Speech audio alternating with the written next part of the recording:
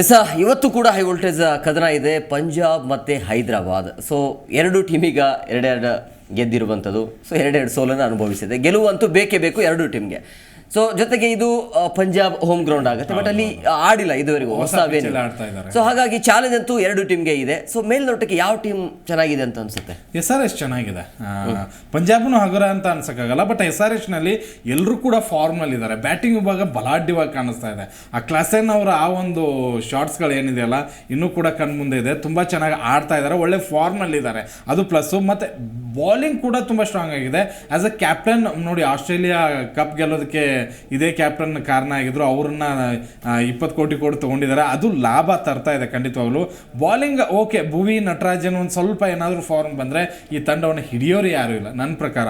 ಇಡೀ ಸೀಸನಲ್ಲಿ KKR ಅಷ್ಟು ಸ್ಟ್ರಾಂಗ್ ಇರ್ಬೋದು, KKRಕ್ಕಿಂತನೂ ಬಲಾಢ್ಯವಾಗಿ ನನಗೆ SRH ಅನಿಸುತ್ತೆ. ಅಷ್ಟು ಚೆನ್ನಾಗಿದೆ ಬ್ಯಾಟಿಂಗ್ನಲ್ಲಿ. ಹೆಡ್ಡು ಮತ್ತು ಪಂಜಾಬ್ ಇಲ್ಲ, SRH ಸ್ಟ್ರಾಂಗ್ ಅನ್ಸುತ್ತೆ ನನಗೆ ಖಂಡಿತವಾಗ್ಲು.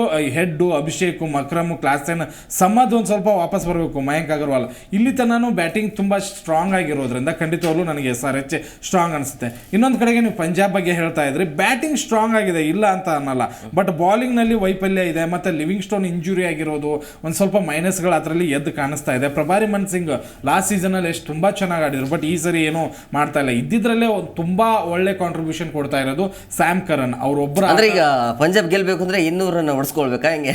ಹಂಗೆ ಅನ್ಸುತ್ತೆ. ಈಗ ಅವ್ರ ರೆಕಾರ್ಡ್ ಹಾಗೆ ಇದೆ, 200 ಪ್ಲಸ್ ಆಯ್ತು ಅಂದ್ರೆ ಪಂಜಾಬ್ ಗೆದ್ದೇ ಇಲ್ಲ. 200 ಹೊಡಿಸ್ಕೊಂಡ್ಮೇಲೆ ಅದನ್ನ ಚೇಂಜ್ ಈಸಿಯಾಗಿ ಮಾಡ್ತಾರೆ ಅಂತ. ಬಟ್ ಪ್ರತಿಯೊಂದು ಸರಿನೂ ಆಗಲ್ಲ, ಪ್ರತಿಯೊಂದು ದಿನಾನು ಅಮಾವಾಸ್ಯೆ ಇರಲ್ಲ. ಹಾಗೆ ಖಂಡಿತವಾಗ್ಲು SRH ಕಟ್ಟಿ ಹಾಕ್ಬೋದು, ಬಟ್ ಇವತ್ತಿನ ಹೊಸ ಪಿಚ್ಚಲ್ಲಿ ಹೆಂಗೇನು ಹೇಗೆ ಬಿಹೇವ್ ಮಾಡುತ್ತೋ ನನಗೂ ಗೊತ್ತಿಲ್ಲ. ಬಟ್ ಒಂದು ಲೆಕ್ಕಾಚಾರದಲ್ಲಿ ಬ್ಯಾಟಿಂಗ್ ಫ್ರೆಂಡ್ಲಿ ಪಿಚ್ ಅದು. ಬ್ಯಾಟಿಂಗ್ ಫ್ರೆಂಡ್ಲಿ ಏನಾದರೂ ಇತ್ತು ಅಂತಂದ್ರೆ ಅದು SRHಗೆ ಹೆಚ್ಚಿಗೆ ಲಾಭ ಕೊಡುತ್ತೆ. ಅಲ್ಲ, IPL ಅಲ್ಲಿ ಎರಡನೇ ಮ್ಯಾಚ್ ಆ ಪಿಚ್ಚಲ್ಲಿ. ಈ ಹಿಂದೆ ಕೂಡ ಒಂದು ಮ್ಯಾಚ್ ಆಗಿತ್ತು, ಪಂಜಾಬಲ್ಲಿ ಗೆದ್ದಿದೆ, ಅದು ಒಂದು ಪ್ಲಸ್ ಇರಬಹುದು. ಜೊತೆಗೆ ಕಳೆದ ಪಂದ್ಯದಲ್ಲಿ ಕೂಡ ಗೆದ್ದಿದ್ದಾರೆ, ಅದು ಕೂಡ ಒಂದು ಪ್ಲಸ್ ಇರಬಹುದು. 200 ಹೋಗ್ಬೇಕು. ಇವತ್ತಿನ ಪಂದ್ಯ ಹೇಗಿರುತ್ತೆ? ಇವತ್ತಿನ ಮ್ಯಾಚ್ ಪಂಜಾಬ್ ಮತ್ತೆ SRH ನಡುವೆ ಇರೋದ್ರಿಂದ ಸರ್ ಹೇಳಿರೋ ಪ್ರಕಾರ ಹೊಸ ಪಿಚ್. ಸೊ ಪಂಜಾಬ್ ಅವರಿಗೆ ಅದು ಹೋಮ್ ಗ್ರೌಂಡ್ ಆಗುತ್ತೆ, ಆಡ್ತಿದ್ದಾರೆ ಫಸ್ಟ್ ಟೈಮ್ ಅವ್ರ ಹೋಮ್ ಗ್ರೌಂಡ್ ಅಲ್ಲಿ. ಎರಡು ತಂಡಗಳನ್ನ ನೋಡಿದಾಗ ಬ್ಯಾಟಿಂಗ್ ಅಂಡ್ ಬೌಲಿಂಗ್ ಎರಡು ಕಡೆಯಿಂದ SRH ತುಂಬಾನೇ ಸ್ಟ್ರಾಂಗ್ ಆಗಿದೆ. ಅಂಡ್ ಪಂಜಾಬ್ನಲ್ಲಿ ಎಲ್ಲೋ ಒಂದು ಕಡೆ ಕ್ಯಾಪ್ಟನ್ಸಿ ಸ್ವಲ್ಪ ಇನ್ನೂ ಇಂಪ್ರೂವ್ ಆಗಬೇಕು. ಶಿಖರ್ ಧವನ್ ಕ್ಯಾಪ್ಟನ್ಸಿ ಇದೆ, ಎರಡು ಕಡೆಯಿಂದನೂ ಇದು ಬರಬೇಕು, ಬ್ಯಾಟಿಂಗ್ ಆಗಿರ್ಬೋದು, ಬೌಲಿಂಗ್ ಆಗಿರ್ಬೋದು. ಇದು ಏನಂತಾರೆ, ಎರಡು ಟೀಮ್ ಹೋಲಿಕೆ ಮಾಡಿ ಬೌಲಿಂಗ್ ಮೈನಸ್ ಪಾಯಿಂಟ್ ಆಗುತ್ತೆ. ಅಂಡ್ SRH ಇಲ್ಲಿವರೆಗೂ ಏನ್ ಯಾವ ತರ ಗರ್ಜಿಸಿದಾರೋ ಇವತ್ತು ಅದೇ ತರ ಗರ್ಜಿಸ್ತಾರೆ ಅನ್ನೋ ಒಂದು ಹೋಪ್ ಇದೆ. ಓಕೆ ಎಸ್ ನೋಡೋಣ. ಯಾಕಂದ್ರೆ ಬಹಳ ಮುಖ್ಯವಾಗಿ ಹೈದರಾಬಾದ್ನ ಸೋಲಿಸಬೇಕು ಅಂದ್ರೆ ಪಂಜಾಬ್ ಟೀಮ್ ಹೇಗಿರುತ್ತೆ ಅದನ್ನು ಕೂಡ ನಾವು ಕ್ವಿಕ್ ಆಗಿ ನೋಡಬೇಕಾಗುತ್ತೆ. ಹನಂದ್ರ ಬಳಗ ಯಾವ ರೀತಿ ಆಗಿರುತ್ತೆ ಪಂಜಾಬ್ದು ಅಂತೇಳಿ. ಯಾಕಂದ್ರೆ SRH ಸ್ಟ್ರಾಂಗ್ ಇದೆ, ಸೊ ಹಾಗಾಗಿ ಅವರ ವಿರುದ್ಧ ಈಗ ಪಂಜಾಬ್ ಕಣಕ್ಕೆ ಇಡ್ತಾ ಇರುವಂಥ ಹನಂದ್ರ ಬಳಗ ಇದು. ಎಸ್ ಪಾಟೀಲ್ ಎಕ್ಸ್ಪ್ಲೇನ್ ಮಾಡಿ. ಖಂಡಿತ ಶಿಖರ್ ಧವನ್ ಅಂತೂ ಆಸ್ ಅ ಕ್ಯಾಪ್ಟನ್ ಆಗಿ ಮುಂದುವರಿತಾರೆ. ಅಂದರೆ ಬಿಗ್ ಇನ್ನಿಂಗ್ಸ್ ಬರ್ತಾ ಇದೆ, ಬಟ್ ಸ್ಟ್ರೈಕ್ ರೇಟ್ನ ಒಂದು ಸ್ವಲ್ಪ ಇಂಪ್ರೂವ್ ಮಾಡ್ಕೋಬೇಕು. ಜಾನಿ ವ್ಯಾಸ್ಟ್ರೋ ಅವ್ರಿಗೊಂದು ಒಳ್ಳೆ ಸಾಥನ ಕೊಟ್ಟರೆ ಖಂಡಿತವಾಗ್ಲೂ ಬಿಗ್ ಸ್ಕೋರ್ ಆಗುತ್ತೆ. ಆರಂಭದಲ್ಲಿ ಇವರಿಬ್ಬರು ಒಂದು 7 ಓವರ್ ತನಕ ನಿಂತರೆ ಒಳ್ಳೆಯದು. ಪ್ರಭಾಸ್ ಸಿಮ್ರಾನ್ ಇವರು ಕಳೆದ ಸೀಸನಲ್ಲಿ ತುಂಬ ಚೆನ್ನಾಗಿ ಆಡಿದರು, ತುಂಬ ಇಂಪ್ರೆಸಿವ್, ಮತ್ತು ಆ ಸ್ಟ್ರೈಕ್ ರೇಟ್ ತುಂಬ ಚೆನ್ನಾಗಿ ಇಟ್ಕೊಂಡಿದ್ರು. ಬಟ್ ಈ ಸೀಸನ್ನಲ್ಲಿ ಅದು ಕಾಣಿಸ್ತಾ ಇಲ್ಲ. ಸ್ಯಾಮ್ ಕರನ್ ಬಾಲಿಂಗ್ ಬ್ಯಾಟಿಂಗ್ ಎರಡರಲ್ಲೂ ಕೂಡ ಕೊಡುಗೆ ಕೊಡ್ತಾ ಇದ್ದಾರೆ. ಡೆತ್ ಓವರ್ಸ್ನಲ್ಲಿ ತುಂಬ ಚೆನ್ನಾಗಿ ಆಗ್ತಾ ಇದ್ದಾರೆ. ಜಿತೇಶ್ ಶರ್ಮಾ ಒಂದು ಸ್ವಲ್ಪ ಬಿಗ್ ಇನ್ನಿಂಗ್ಸ್ ಬರಬೇಕು ಆ್ಯಸ್ ಅ ಫಿನಿಷರ್ ಆಗಿ. ಶಶಾಂಕ್ ಸಿಂಗ್ ಕಳೆದ ಪಂದ್ಯದ ಹೀರೋ, ಖಂಡಿತವಾಗ್ಲೂ ಇವತ್ತು ಆಡ್ತಾರೆ. ಲಿವಿಂಗ್ ಸ್ಟೋನ್ ಒಂದು ಸ್ವಲ್ಪ ಇಂಜುರಿ ಇದೆ ಅಂತ ಅನಿಸುತ್ತೆ, ಇವ್ರ ಜಾಗದಲ್ಲಿ ಬೇರೆ ಆಟಗಾರನ ಆಡಿಸ್ಬಹುದು ಅಂತ ಅನ್ಕೋತೀನಿ ನಾನು. ಇವತ್ತು ಕಮ್ಬ್ಯಾಕ್ ಆಗ್ಬೋದು ಅಂತ ಹೇಳಿದ್ದಾರೆ, ಅಧಿಕೃತವಾಗಿ ಘೋಷಣೆ ಇಲ್ಲ.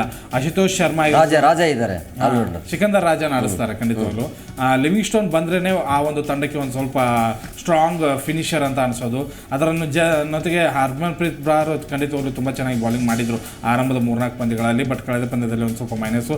ಹರ್ಷಲ್ ಪಟೇಲ್ ಈತ ಎದುರಾಳಿ ತಂಡದ ಪರವಾಗಿ ಆಡ್ತಾರ ಅಥವಾ ಇವ್ರ ತಂಡದ ಪರವಾಗಿ ಆಡ್ತಾರೆ ಅದು ಏನು ಗೊತ್ತಾ, ಹರ್ಷಲ್ ಪಟೇಲ್ ಯಾಕೆ ಇಟ್ಕೊಂಡಿದ್ದಾರೆ ಅನ್ನೋದು ಗೊತ್ತಿಲ್ಲ. ಪಾಪ ಡೆಲ್ಲಿಗೆ ಏನು ಮೈನಸ್ ಆಗ್ತಾ ಇದೆಯಲ್ಲ ನೋಕಿಯಾದು, ಅವರಂತೂ ಅಪ್ಡೇಟ್ ಆಗ್ತಾ ಇಲ್ಲ.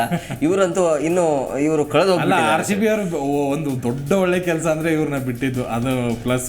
Kagiso Rabada as a main player ಖಂಡಿತವಾಗ್ಲು ಯಾವಾಗಲಾದರೂ ತಂಡದ ಒಂದು ಸ್ಥಿತಿಗತಿಯನ್ನೇ ಬದಲಾಯಿಸಬಲ್ಲರು. ಸ್ಟ್ರಾಂಗ್ ಆಗಿದೆ, ಬಟ್ ಬಾಲಿಂಗ್ನಲ್ಲಿ ಒಂದು ಇಬ್ಬರನ್ನ ಚೇಂಜ್ ಮಾಡಿಸ್ಬೇಕು. ಮತ್ತು ಲಿವಿಂಗ್ ಸ್ಟೋನ್ ಇವತ್ತು ಕಮ್ಬ್ಯಾಕ್ ಆಗಬೇಕು ಇಂಜುರಿಯಿಂದ. ಅದೇನಾದರೂ ಆದರೆ ಖಂಡಿತವಾಗ್ಲು ಇದು ಕೂಡ ಸ್ಟ್ರಾಂಗ್ ಆಗಿ ಕಾಣಿಸುತ್ತೆ ಇವತ್ತು. ಎಸಿನೋ ಹಾಗೆ ಹೈದರಾಬಾದ್ ಕೂಡ ನೋಡ್ಕೊಂಡ್ಬಿಡೋಣ. ಯಾಕಂದರೆ ಹೈದರಾಬಾದ್ ಕೂಡ ಯಾವ ರೀತಿಯಾಗಿರುತ್ತೆ ಅಂತೇಳಿ, ಪಂಜಾಬ್ನ ಕಟ್ಟಿ ಹಾಕಬೇಕು ಅಂತೇಳಿ. ಯಾಕಂದರೆ ಹೋಮ್ ಗ್ರೌಂಡ್ ಪಂಜಾಬ್ದು, ಹಾಗಾಗಿ ಅವ್ರದ್ದು ಕೂಡ ಪ್ಲಾನಿಂಗ್ ಇರುತ್ತೆ.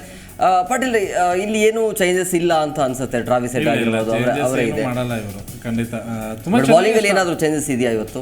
ಇಲ್ಲ ಸ್ಟಾರ್ ಪ್ಲೇಯರ್ಸೇ ಇದ್ದಾರೆ, ಬಟ್ ಆ ಒಂದು ಸ್ಪಾರ್ಕ್ ಇಲ್ಲ, ಅದೇ ಒಂದು ಪ್ರಾಬ್ಲಮ್ ಆಗ್ತಾ ಇರೋದು. ಬಟ್ ಏನು ನನಗೇನು ಚೇಂಜಸ್ ಕಾಣಿಸಲ್ಲ, ಇದೇ ಸೇಮ್ ಇರ್ತಾರೆ. ಫ್ಯಾಟ್ ಕ್ಯಾಮನ್ಸ್ ಕ್ಯಾಪ್ಟನ್ ಆಗಿ ಮುಂದುವರಿತಾರೆ. ಹೆಡ್ ಮತ್ತು ಅಭಿಷೇಕ್ ಶರ್ಮಾ ಒಂದು ಒಳ್ಳೆ ಫಾರ್ಮಲ್ಲಿ ಇದ್ದಾರೆ, ಖಂಡಿತವಾಗ್ಲೂ ಇದು ಪ್ಲಸ್ ಪಾಯಿಂಟ್ ಅವರಿಗೆ. ಅಭಿಷೇಕ್ ಶರ್ಮಾ ತುಂಬ ಚೆನ್ನಾಗಿ ಆಡ್ತಾ ಇದ್ದಾರೆ. ಅದರ ಜೊತೆಗೆ ಮಕ್ರಮ್ ಫಾರ್ಮ್ ಬಂದಿರೋದು ನನಗಂತೂ ಖುಷಿ. ಆ್ಯಕ್ಚುಲಿ ಅವರ ಸೌತ್ ಆಫ್ರಿಕಾದಲ್ಲಿ ಆಡ್ತಾ ಇರುವಾಗಲೂ ಫಾರ್ಮಲ್ಲಿ ಇರಲಿಲ್ಲ, ಬಟ್ ಇಲ್ಲಿ ಫಾರ್ಮ್ ಬಂದಿದ್ದಾರೆ. ಕ್ಲಾಸನ್ ಈ ತಂಡದ ಪ್ರಮುಖ ಟ್ರಂಪ್ ಕಾರ್ಡ್. ನಮ್ಗೆ ಹೆಂಗೆ ಕೊಹ್ಲಿ ಒಬ್ಬರು ಆಧಾರನೋ ಅವ್ರು ಹಿಂಗೆ ಕ್ಲಾಸನ್ ಇದ್ದಾರೆ.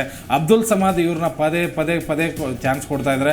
ಕಳೆದ ಪಂದ್ಯದಲ್ಲಿ ಒಂದು ಚೂರು ಕಮ್ಬ್ಯಾಕ್ ಮಾಡಿದ್ದಾರೆ, ಬಟ್ ಇವತ್ತು ನನಗೆ ಗೊತ್ತಿಲ್ಲ.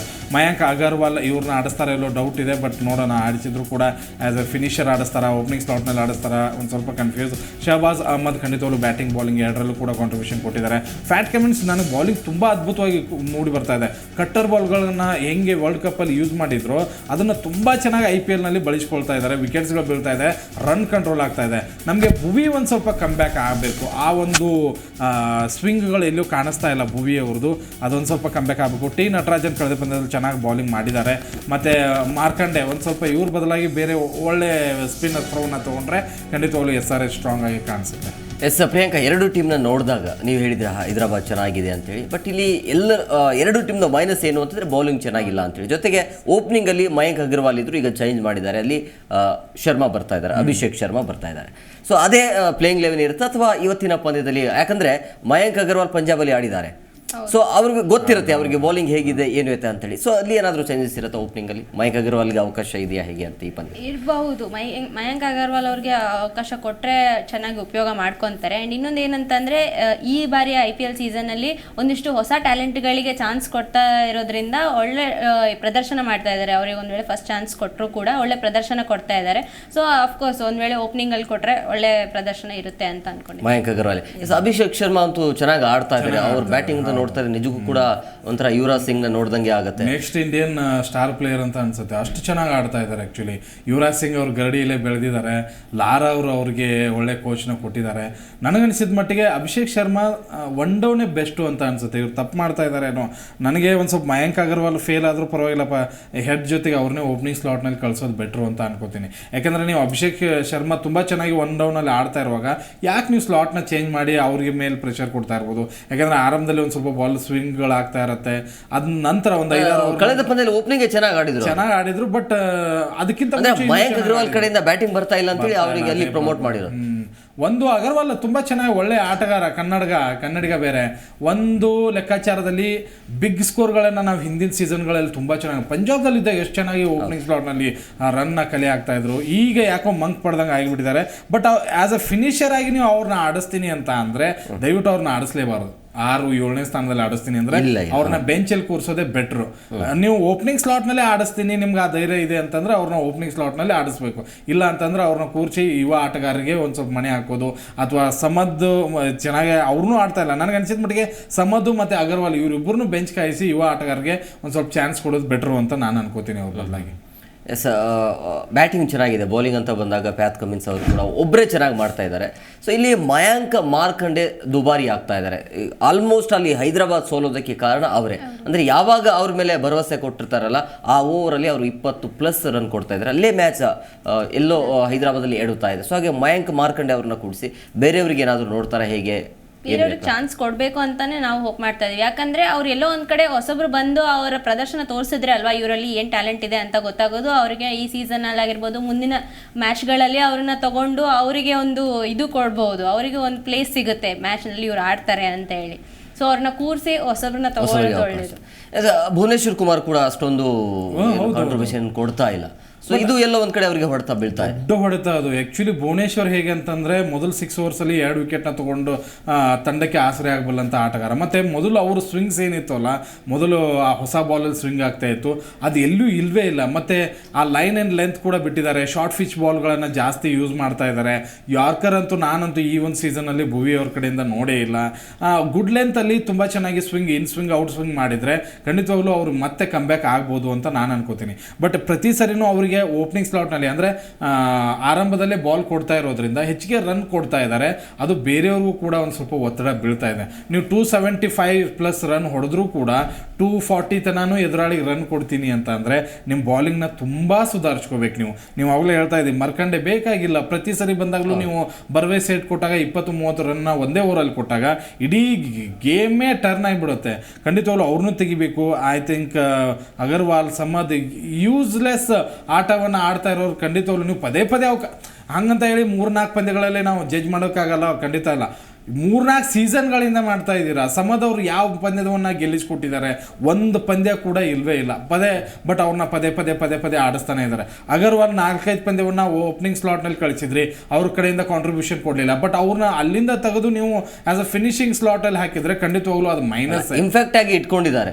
ಇನ್ನು 25 ಜನ ಇದಾರಲ್ಲ, ನೀವು ತಂಡದಲ್ಲಿ ಏನೋ 12 ಜನ 13 ಜನ ಇಲ್ಲ, 25 ಜನ ಇದ್ದಾರೆ. ಯಂಗ್ಸ್ಟರ್ಸ್ ಇದ್ದಾರೆ ತುಂಬಾ ಜನ. ಎಲ್ಲ ತಂಡದಲ್ಲಿ ಹೆಂಗೆ ಶಶಾಂಕ್ ಆಗಿರ್ಬೋದು, ಬೇರೆ ಬೇರೆ ಆಟಗಾರರು ಹೆಂಗ್ ಮಿಂಚ್ತಾ ಇದ್ದಾರೆ ಅಂತ ಒಬ್ಬ ಯಂಗ್ ಟ್ಯಾಲೆಂಟ್ ನ ತಗೊಂಡ್ಬಂದು ಅವ್ರ ಜಾಗದಲ್ಲಿ ಆಡಿಸಿದ್ರೆ ಖಂಡಿತವಾಗ್ಲೂ ಲಾಭ ಆಗುತ್ತೆ.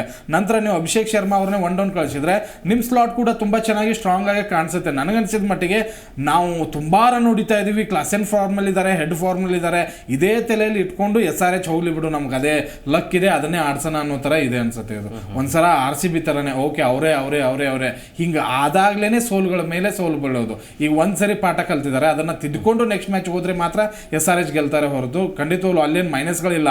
ನೀವು ಗೆದ್ದಾಗ ಹುಳುಕುಗಳು ಕಡಿಮೆ. ನಾನು ಅವಾಗಲೇ ಹೇಳ್ತೀನಿ, ಗೆದ್ದಾಗ ಹುಳುಕುಗಳನ್ನು ಹುಡುಕೋದೇ ಇಲ್ಲ ಯಾರು. ಹಾಗೆ ಸಮದ್ ಮತ್ತೆ ನಿಮಗೆ ಅಗರ್ವಾಲ್ ಕಾಣಿಸ್ತಾ ಇರೋದು. ನೀವು ಗೆಲ್ತಾ ಇದ್ದೀರಾ, ಅದಕ್ಕೆ ನಿಮ್ಗೆ ಕಾಣಿಸ್ತಾ ಇಲ್ಲ. ಈಗ ಕಳೆದ ಪಂದ್ಯದಲ್ಲಿ ಸೋತಿದ್ದಾರೆ, ಈಗ ನೆಕ್ಸ್ಟ್ ಹುಡುಕೋದಕ್ಕೆ ಸ್ಟಾರ್ಟ್ ಮಾಡ್ತಾರೆ. ಇವತ್ತೇನಾದ್ರೂ ಪೆಟ್ಟು ಬಿದ್ದರೆ ಖಂಡಿತವಾಗ್ಲೂ ಚೇಂಜ್ ಮಾಡ್ತಾರೆ ಅಷ್ಟೇ. ಸರ್, ಕಳೆದ ಪಂದ್ಯದಲ್ಲಿ ಪಂಜಾಬ್ ಅಂತ ಬಂದಾಗ ಫಿನಿಶಿಂಗ್ ಮಾಡಿದ್ರು ಶಶಾಂಕ್ ಅವರು, ಜೊತೆಗೆ ಪ್ಲೇಯರ್ ಆಫ್ ದಿ ಮ್ಯಾಚನ್ನು ಕೂಡ ಪಡೆದುಕೊಂಡ್ರು. ಸೊ ಒಬ್ಬ ಯುವಕ ಇದ್ರೂ ಕೂಡ ಯಾರಿಗೆ ಗೊತ್ತಿಲ್ಲ, ಏನೋ ಅಚಾನಕವಾಗಿ ತೆಗೆದುಕೊಂಡ್ರು, ಮತ್ತೆ ಅವ್ರು ಯಾರು ಅಂತ ಪ್ರೂವ್ ಮಾಡಿದ್ರು. ಬಟ್ ಇವತ್ತು ಆ ಕಡೆಯಿಂದ ಹೈದರಾಬಾದ್ ಕಡೆ ಅಂತ ನೋಡಿದಾಗ ಅಲ್ಲಿ ಕ್ಲಾಶನ್ ಇದ್ದಾರೆ, ಬಟ್ ಈ ಕಡೆ ಶಶಾಂಕ್ ಇದ್ದಾರೆ. ಬಟ್ ಈ ಕಡೆ ಅನುಭವ ಕಡಿಮೆ, ಅವರಿಗೆ ಅನುಭವ ಇದೆ. ಬಟ್ ಶಶಾಂಕ್ ಕಡೆಯಿಂದ ಇವತ್ತು ಒಂದು ಒಳ್ಳೆ ಪ್ರದರ್ಶನ ಬರಬಹುದು. ಶಶಾಂಕ್ ಯಾಕಂದರೆ ಅಷ್ಟೊಂದು ಕೊಟ್ಟಿಲ್ಲ. ಈಗ ಶಶಾಂಕ್ ಸಿಂಗ್ ಆಗಿರ್ಬೋದು, ಮತ್ತೆ ಇನ್ನೊಬ್ಬರ ಈಗ ಅಶುತೋಷ್ ಯಾರೋ ಕರ್ಕೊಂಡ್ ಬಂದಿದ್ದಾರೆ. ಸೊ ಮೊದಲ ಮ್ಯಾಚಲ್ಲಿ ಆಡಿರಬಹುದು, ಬಟ್ ಅವ್ರ ಮೇಲೆ ನಂಬಿಕೆ ಇಡಕ್ಕಾಗತ್ತಾ? ಯಾಕಂದ್ರೆ ಎಲ್ಲಾ ಪಂದ್ಯವನ್ನು ಗೆಲ್ಸ್ಕೊಡ್ತಾರೆ ಅಂತ ಹೇಳೋಕ್ಕೂ ಕೂಡ ಆಗೋದಿಲ್ಲ. ಒಂದ್ ಕಡೆ ನೀವು ಹೇಳಿರೋ ಹಾಗೆ ಅನುಭವ ಇರೋ ಕಡೆ ಯಾವಾಗ್ಲೂ ಗೆಲುವೆ ಸಿಗುತ್ತೆ ಅಂತ ಹೇಳಕ್ಕಾಗಲ್ಲ. ಹೊಸಬರಿಗೆ ಅನುಭವ ಆಗ್ಬೇಕು ಅಂತಂದ್ರೆ, ಎಕ್ಸ್ಪೀರಿಯನ್ಸ್ ಆಗ್ಬೇಕು ಅಂತಂದ್ರೆ ಚಾನ್ಸ್ ಕೊಡ್ಲೇಬೇಕು. ಸೊ ಹೊಸಬರಿಗೆ ಚಾನ್ಸ್ ಕೊಟ್ಟಷ್ಟು ಒಳ್ಳೇದು, ಒಂದ್ ಸ್ವಲ್ಪ ಒಳ್ಳೇದು. ಯಾಕಂದ್ರೆ ಹಳೆಯವ್ರ ಮೇಲೆನೆ ನಂಬಿಕೆ ಇಟ್ಟು ತುಂಬಾ ಸಲ ಸೋಲಾಗಿರುತ್ತೆ, ಪೆಟ್ಟು ಬಿದ್ದಿರುತ್ತೆ. ಸೊ ಹೊಸಬರಿಗೆ ಚಾನ್ಸ್ ಕೊಡ್ಬೇಕು ಅಂತ. ಶಶಾಂಕ್ ಮತ್ತು ಅಶುತೋಷ್ ಶರ್ಮಾ ಕಳೆದ ಪಂದ್ಯದಲ್ಲಿ ಹೆಂಗೆ ಆಡಿದ್ರು ಅಂದರೆ, ಆ ಮ್ಯಾಚ್ನ 90% ಎಲ್ಲರೂ ಕೈ ಬಿಟ್ಬಿಟ್ಟಿದ್ರು. ಪಂಜಾಬ್ ಗೆಲ್ಲಲ್ಲ ಬಿಡುವ. ಎಂಥ ಮೂಮೆಂಟಲ್ಲಿ ಶಶಾಂಕ್ ಹೊಡೆದ್ರು ಅಂತಂದರೆ, ಆ ಶಾರ್ಟ್ಸ್ ಮತ್ತೇನಾದರೂ ಕೆಟ್ಟ ಶಾರ್ಟ್ಸ್ಗಳಪ್ಪ ಎಡ್ಜ್ ಆಗೋಯ್ತು ಅಥವಾ ಕ್ಯಾಚ್ ಮಿಸ್ ಮಾಡಿದ್ರು, ಜೀವದಾನ ಸಿಕ್ತು, ಏನೂ ಇರಲಿಲ್ಲ. ಪರ್ಫೆಕ್ಟ್ ಶಾರ್ಟ್ಸ್ ಆಗಿತ್ತು. ಶರ್ಮಾ ಕೂಡ ತುಂಬ ಚೆನ್ನಾಗಿ ಅವ್ರಿಗೆ ಕಾಂಟ್ರಿಬ್ಯೂಷನ್ ಕೊಟ್ಟರು. ಕೊನೆ ಓವರ್ನಲ್ಲಿ ಅದನ್ನು ಗೆಲ್ಲಿಸ್ಕೊಟ್ಟು ಹೊರಗಡೆ ಬಂದರು. ನಿಜ ಹೇಳ್ತೀನಿ, ಯಂಗ್ಸ್ಟರ್ಸ್ ಎಷ್ಟು ಚೆನ್ನಾಗಿ ಆಟ ಆಡ್ತಾ ಇದ್ದಾರೆ ಗೊತ್ತಾ ಈ ಸರಿ. ನನಗನ್ಸಿದ ಮಟ್ಟಿಗೆ ಇಂಥ ಟ್ಯಾಲೆಂಟ್ಸ್ಗಳನ್ನು ಬೆಳೆಸಬೇಕು. ಪ್ರತಿಯೊಂದು ತಂಡದಲ್ಲೂ ಇದ್ದಾರೆ. ಎಲ್ಲ 50 ಲಕ್ಷಕ್ಕೆ ಸೇಲ್ ಆದವರು. ಈಗ ನೋಡಿ, ಶಶಾಂಕ್ ಸಿಂಗ್ನ ತಗೊಳಕ್ಕೆ ನಿಂತಿರಲಿಲ್ಲ ಪಂಜಾಬು. ಅದು ಹೇಗೋ ಅಚಾನಕ್ಕಾಗಿ ಯಾರೋ ಅಂತ ತಿಳ್ಕೊಂಡು ಈ ಶಶಾಂಕ್ ಸಿಂಗ್ನ ತಗೊಂಡು ಈಗ ಆತನೇ ಫಿನಿಷರ್ ಆಗಿ ಕಾರ್ಯನಿರ್ವಹಿಸ್ತಾ ಇದ್ದಾರೆ. ತುಂಬ ಸ್ಟ್ರಾಂಗ್ ಆಗಿ ಕಾಣಿಸ್ತಾ ಇದ್ದಾರೆ. ನನಗನ್ಸಿದ ಮಟ್ಟಿಗೆ ಇವತ್ತು ಕೂಡ ಅವ್ರನ್ನ ಫಿನಿಷರ್ಗಿಂತನೂ ಒನ್ ಡೌನ್ ಕಳಿಸಿ ಯಂಗ್ ಟ್ಯಾಲೆಂಟ್ ಅಶುತೋಷ್ ಗೊತ್ತೇ ಇರಲಿಲ್ಲ. ಅಶುತೋಷ್ ಶರ್ಮಾ ಯಾರು ಅನ್ನೋದು ಓಕೆ, ಶಶಾಂಕ್ ಸಿಂಗ್ ಓಕೆ, ಅವ್ರನ್ನ ಪ್ಲೇಯಿಂಗ್ ಇಲ್ವನ್ನ. ಅಶುತೋಷ್ ಶರ್ಮಾ ಯಾರು ಅನ್ನೋದೇ ಗೊತ್ತಿರಲಿಲ್ಲ. ಭಾರಿ ಪರ್ಸನಾಲಿಟಿ ಇತ್ತು. ಬಂದ್ರು 15 ಬಾಲಲ್ಲಿ 30 ರನ್ನ ತಗೊಂಡು ಇಡೀ ಮ್ಯಾಚ್ನೇ ಚೇಂಜ್ ಮಾಡಿಬಿಟ್ರು.